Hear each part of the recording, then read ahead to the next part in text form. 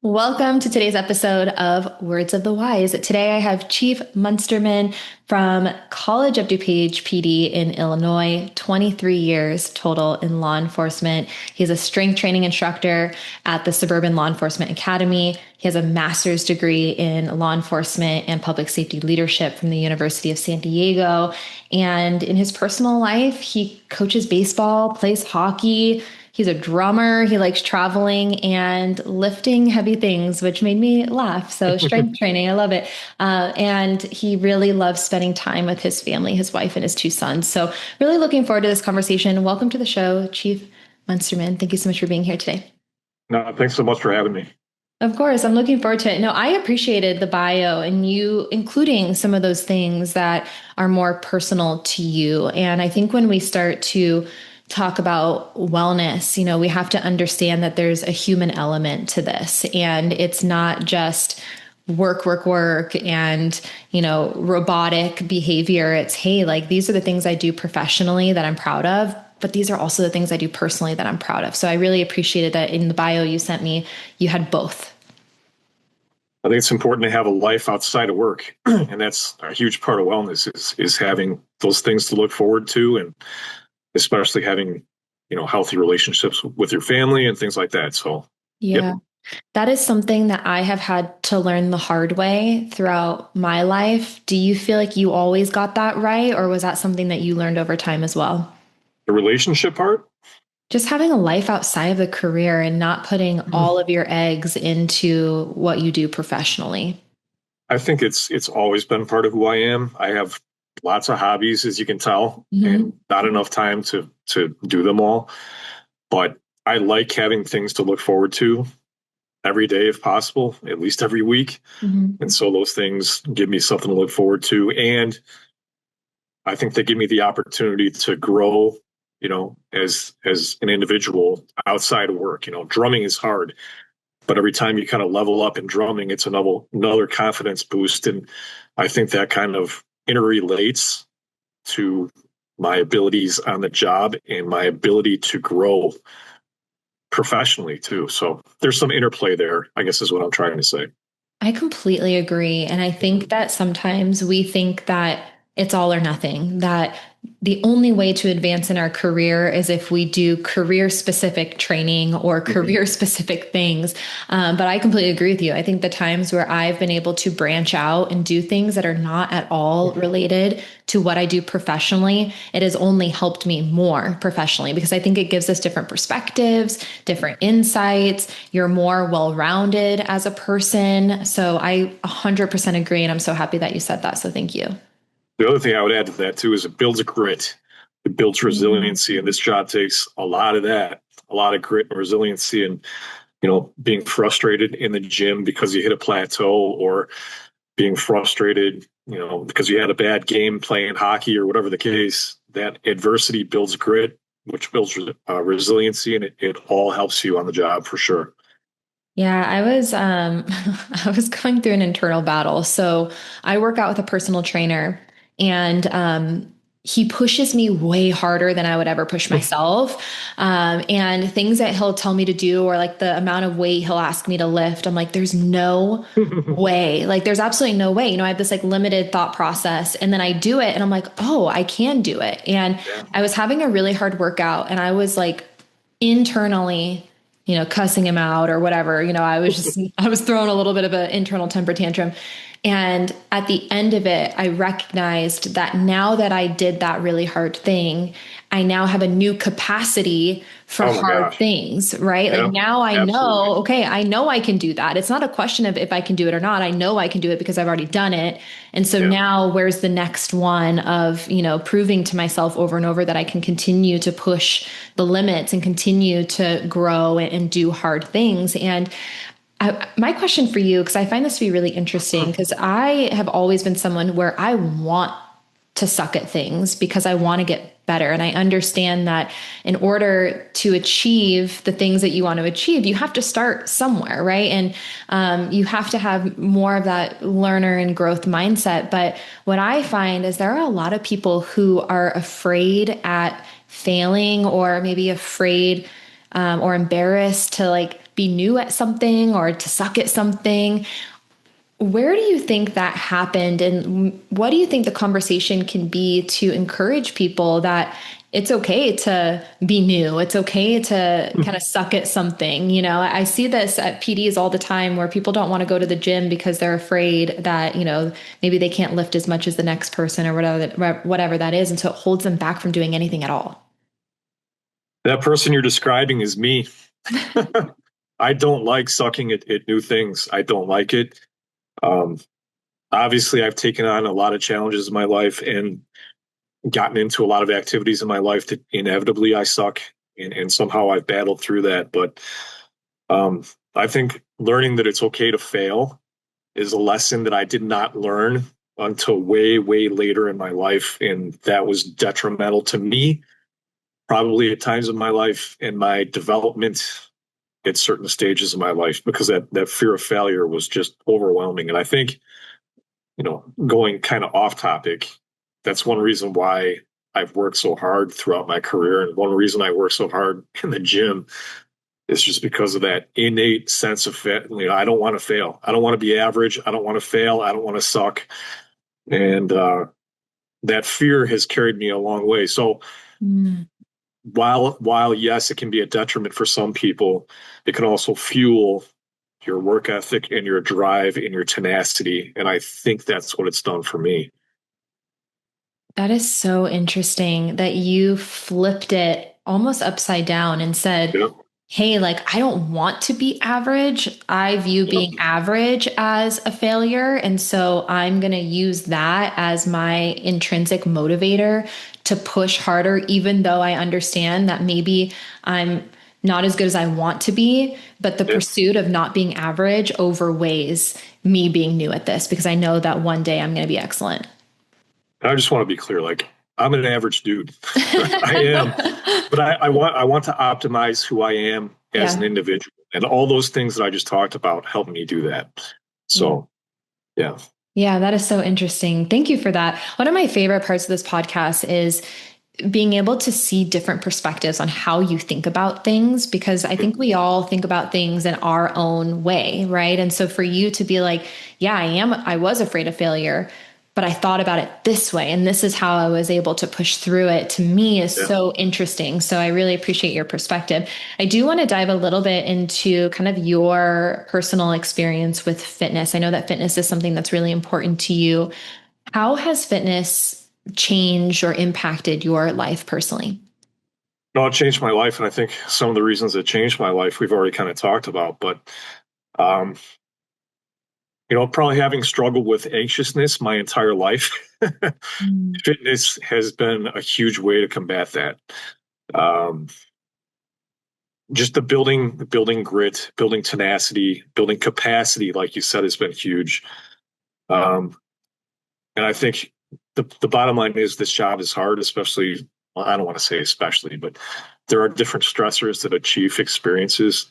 And like you said, when you go to the gym and you have a tough workout, you may have just experienced the toughest thing that you'll do that day in the gym, which is good. Hopefully that's the case. And by voluntarily putting yourself through really, really tough workouts, again, you're building tenacity, you're building grit, you're building capacity as a human being to deal with adversity and to overcome really tough things. So that's what it's done for me. And that's kind of my message to the recruits that we train is like, listen, you need a high level of capacity to have longevity in this job and to be healthy in this job, to experience wellness while you're doing this job, and physical fitness. And for me, it's strength training. All of it's important, but strength training for me is critically important. So how do you, because I know you do a lot of work with the academy, how do you encourage the young people to be proactive and create consistent behaviors and habits that will last throughout their career? Because one of the things that I'm seeing is that, and it's maybe an overgeneralization, but a lot of the younger people I talk to, I think that there isn't a lot of foresight. It's like, oh, I feel good now. Like that's a problem for later. And or I've heard that by the time they get out of the academy, they're so burnt out that they're like, I never ever want to do that Hmm. again, so they let things kind of fall to the wayside. How do you encourage them to be proactive and encourage that consistency early so that they don't run into a situation later in their career where they're not prepared or they're not well? I think first we share some vulnerabilities that we have, and we because those vulnerabilities, like that's what drives us to stay consistent in the gym because we understand the importance of it. I always tell the recruits that it's so important to me and my mental health and my performance in my job that my grandpa lived to be 98 years old. And I hope that when I'm 98, I'll be in the gym lifting heavy things and prioritizing fitness because it's that important to me. And then, to top that off, we try to highlight and emphasize all the benefits that it does for you, the mitigating chronic disease and the enhancement of your mental health and your mental and physical resiliency that it provides. I mean, the benefits are endless. Yeah. And just highlighting and re-emphasizing those is important. And then trying to lead by example. We have instructors in our academy, cadre. Some of these instructors have 4 kids. They're very busy people. They have very busy professional lives and personal lives, and they still somehow manage to prioritize fitness. And these recruits are going to come out of the academy and they're going to go into field training. And when they go into field training, they're going to have really tough days. And even on those tough days, it's important to be disciplined and get to the gym because it will pay dividends later on. It's investing in yourself, it's investing in your profession, and it's doing the best you can do to ensure that you're healthy and well, which is critical. I'm a really big fan of the concept of pay now or pay later. Mm-hmm. And like choose your hard, all these Yeah, like slogans. exactly. But Yeah. I tell everyone when they're younger because I was also um young once, believe it or not. I was that person who I never thought I'd be as old as I am today, and then you blink and here we are, and Yeah. didn't have a lot of foresight when I was younger either. But I always tell everyone it's easier to stay fit than it is to get fit. Yeah, And that's the truth. um, Yep. everyone who's kind of fallen off a little bit or didn't prioritize their health for a period of time understands the truth of that statement. It's so much harder to try to work yourself back to a place where you feel physically and mentally well after you've let yourself, I'm going to say let yourself go in quotes, but so I always tell everyone it's so much easier to be proactive. It's so much easier to stay fit than to get fit. And your daily and weekly habits matter, and it's consistency that matters. And I think so often we all rely on motivation, and motivation is fleeting. And so we can't rely on motivation and when we feel like it. It Yep. has to be something that we have created, a habit that's consistent, and that's going to create the impact long term that we're looking for. But I think that and you can tell me what you think, but I feel like what happens is we have like these younger kids who maybe start to understand that through academy, and then they get to their agency, and then they're maybe influenced by some of the people within the organization who don't prioritize that. And I know we talked a lot about, FTOs and the importance of FTOs in the culture. So do you put an emphasis on your field training officers to also encourage that message of long-term wellness and vulnerability, and explaining the importance of creating and maintaining those long-term habits? In the field training program, not so much. That's a good point. Maybe that's an area for us to improve in. But I feel like as an agency, we lead by example Yeah. with our commitment to fitness and our commitment to wellness, and we're constantly trying to reemphasize that message. We talk about wellness strategies and wellness policies. Ours is still a work in progress. We hope to incorporate on-duty workouts soon. We're early in that process. But I think it starts at the top and leading by example and making an effort, being conscientious about reinforcing that message on a consistent basis is super important. And I'm not going to tell you we're there yet. And I appreciate that. I think that there's a lot of people who are listening to the podcast who are in the same position. It's Mhm. never about perfection, it's about intent and it's Mhm. about action. And so for us to have these open conversations about wellness and understand that no one's perfect and how can we strive to make progress long term, I think is way more valuable than someone sitting in front of me saying, we have it figured out. we You know, we checked a box. And I love a couple times you said this. You said leading by example, being vulnerable, having these conversations, and I think that that is something that maybe I shouldn't say maybe most leaders that I have talked to on this podcast, I think that is the one thing that everyone has in common, that they were able to have authentic, vulnerable conversations about their personal experiences with health and wellness, the things that they've gone through. And then they've been able to lead by example so that everyone can see that if Chief is doing it, Mm. if all the other leaders within the organization are doing these things and talking about these things, then it's okay. And so creating a space where wellness isn't as much of a stigma as maybe it was in the past. I will say, I think overall we have a very, very fit police department, which makes me really happy. Mhm. And I hope that they see us, consistently dedicating time to our own wellness, and hopefully that pays dividends and, you know, works its way down the chain. What would you say to someone that says, I don't have time? I think what you said is critical in that, yeah, for some of us, time is hard to come by, but you're investing in yourself.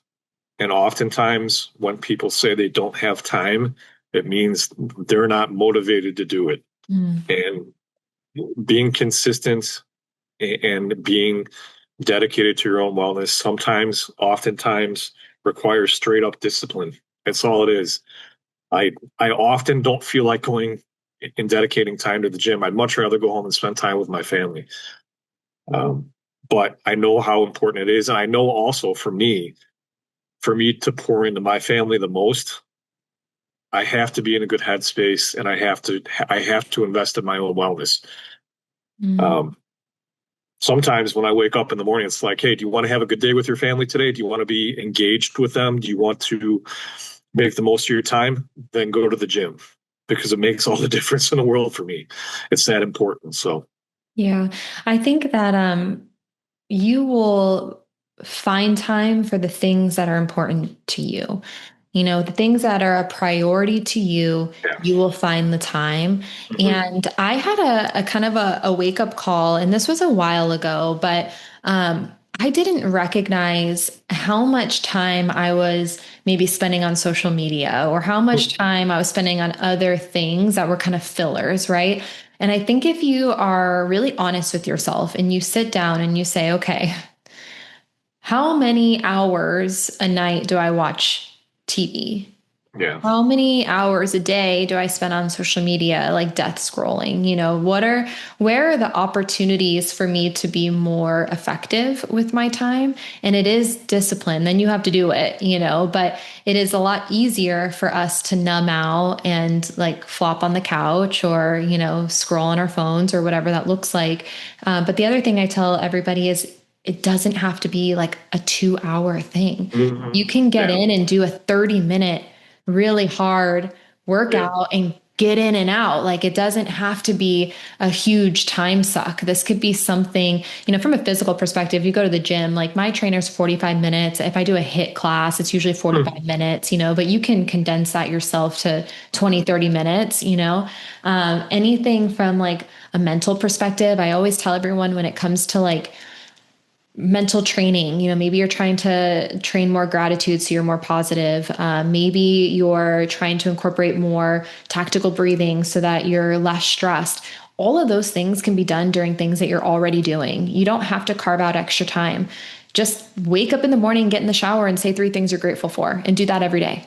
On your commute, do a breathing technique so that you're like mentally and physiologically prepared for the shift ahead, but again, it comes back down to consistency and, making sure you're disciplined in the things that you do. But I think that a lot of people just think that it's going to take an extraordinary amount of time, and it doesn't. And to your point of what you said earlier, and I don't want to keep like throwing out like little cheesy slogans, but I like this one a lot. It's back to what you said about like you recognizing that you have to pour into yourself if you want to pour into other people.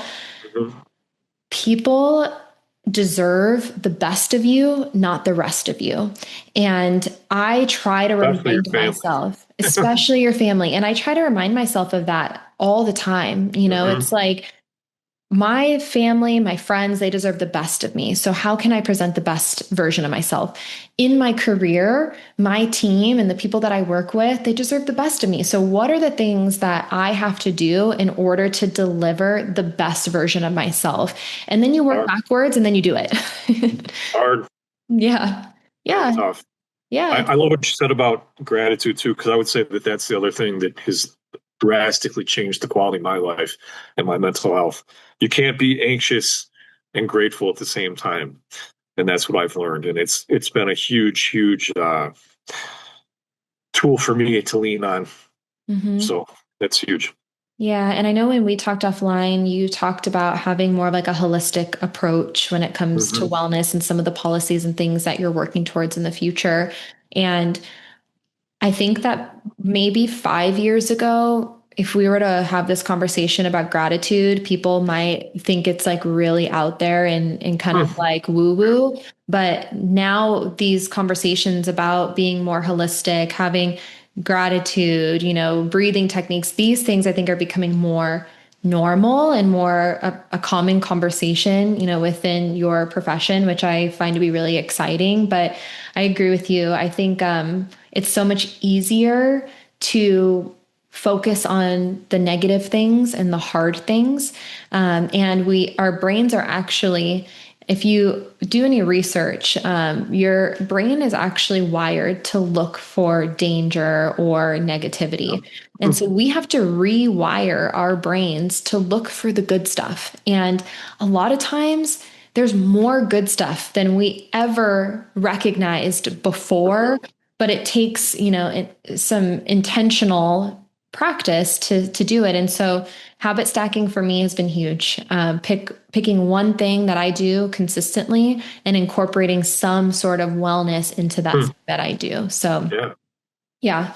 I think that the more we have these conversations, the more those things will be normalized. And it's so powerful. It's like when you're having a hard day, if you could still recognize all the great things in your life, it makes all those hard things seem not as hard.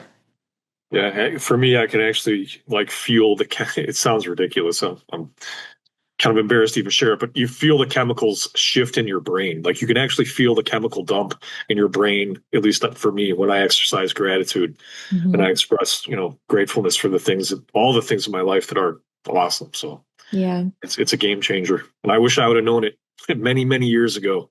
For sure. Yeah. Have you seen that girl? She's really controversial. She's a skier. She was a US skier, but then she went to China. Did you see this for the Olympics? I don't think so.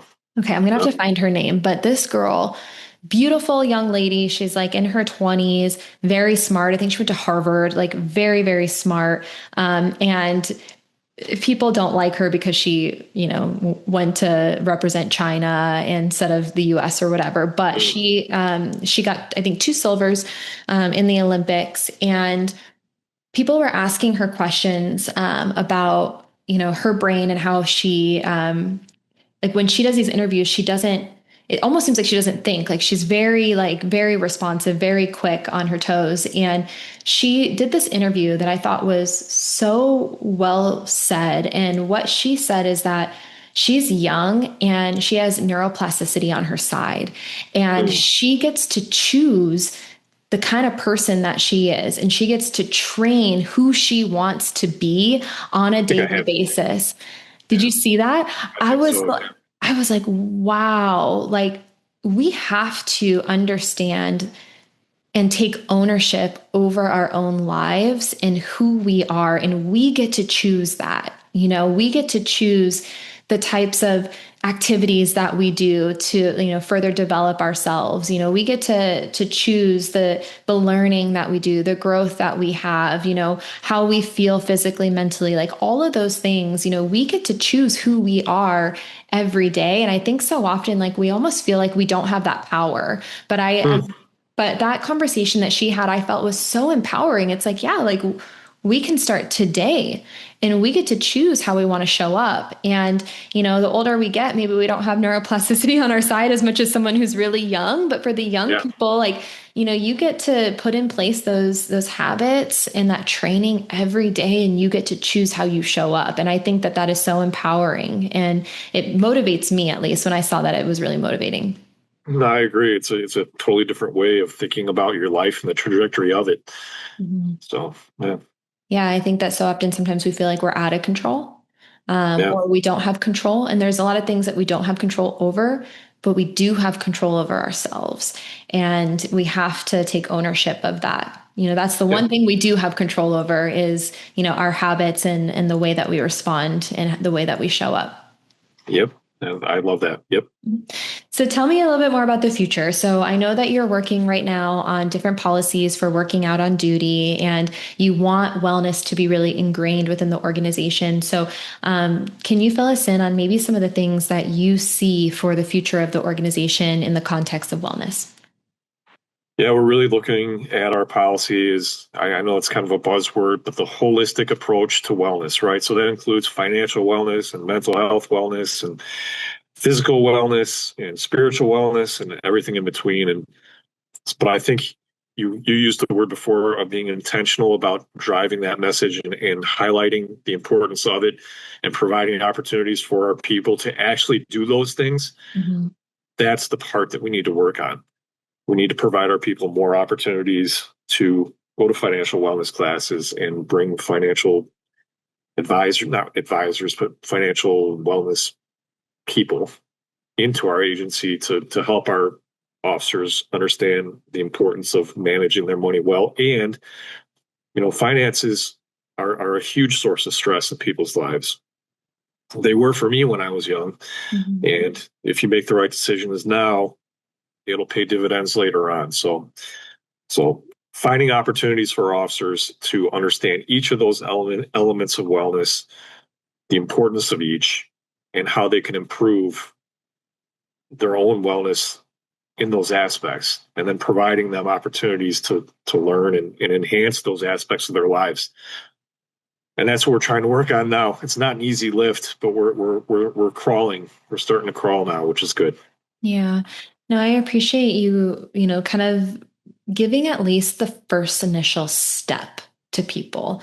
I think Mm-hmm. that's the hardest, is just getting started. I actually had a conversation recently that I found to be really interesting. And I try to be like Switzerland. I try to be like kind of just, neutral in these conversations. And it was an agency who was basically of the opinion of, well, if people want to do it, they can just Google it. My question back was, well, are they doing that? Yeah. And they were like, well, no. I'm like, okay, it's proof that people need more of that hands-on attention and that initial first step to get going. And then I think they can take it from there. Obviously, you might not be able to add a full-time financial advisor for someone to meet with every day, but can you get them started? Can you start the Mhm. conversation? Can you implement things that create those habits long term? So I thought that was really interesting, and I appreciate your focus on like how can we at least be the jumping off point, and how can we focus on our people so that they then know the importance to focus on themselves. One of the benefits we have is we're part of a college, and the college is a huge place with Mhm. over 3,500 employees. And so the wellness benefits that the college offers are incredible. We just had free wellness screenings, and so a bunch of our guys went and got wellness screenings. They have financial planning seminars, and the experts come in and help you, develop a plan for retirement, which is everyone's ultimate goal. Mhm. So I think for us, it's a matter of doing a better job of promoting those opportunities and encouraging our people to attend them. We have the resources here, we have the services here. Now we just need to encourage our people, highlight the importance of them, and get our people to go. Yeah. I think that that's the burning question for every agency across the country right now is, how do we get people to take action for themselves? Yeah. And it's so nuanced, right? Everyone is going to be different and be motivated by different things. But to your point, I think that if there are people like yourself or people within the organization who are willing to have those conversations, be vulnerable, provide the opportunities. And then one of the things that I found to be really successful is trying to encourage everybody to identify why it's important for them to be financially well or mentally or physically well. And I've used this example before because I just think it's so funny. And so if anyone's listening who's heard it before, it's okay. It's a recap. But like, if you haven't, I asked this question in a briefing one time. I was like, why is it important for each person? Because someone who's closer to retirement, like that might be it. It's like, man, I just want to get out of here and I want to enjoy the fruits of my labor and I want to travel and run around with my grandkids. For the younger person, maybe it's performance. They're like, man, I just want to prove myself. I want to, make sure that I set myself up so that I can advance someday and promote. And I had one guy that was like, man, I just want my wife to be attracted to me.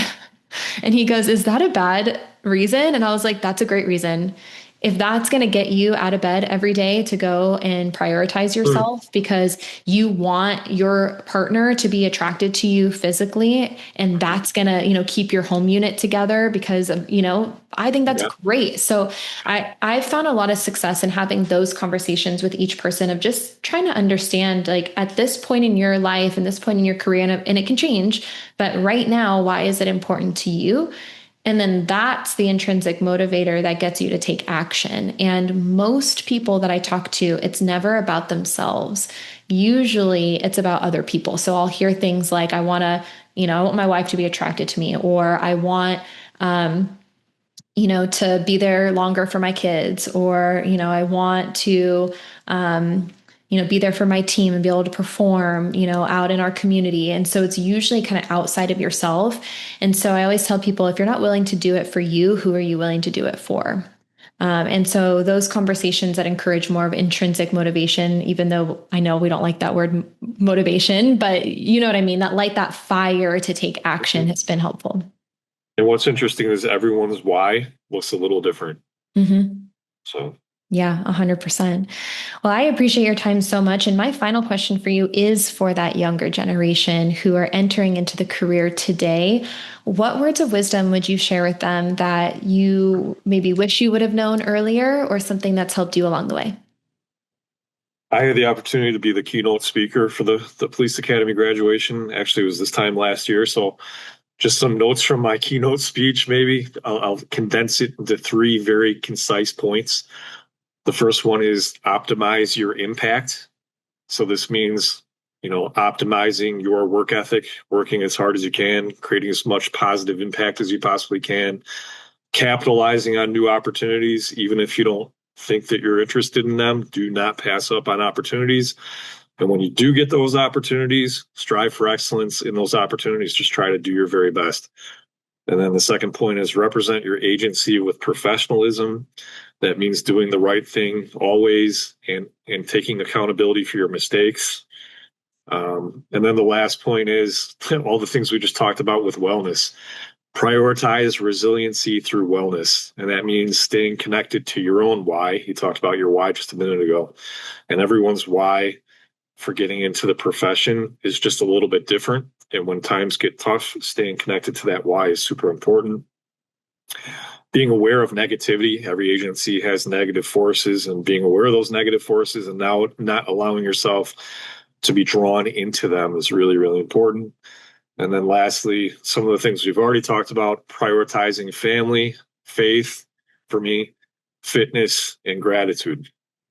That is kind of my recipe for success. And these are the things that I think probably gave me the opportunity to do this important job that I have now. So, yep, that's my roadmap.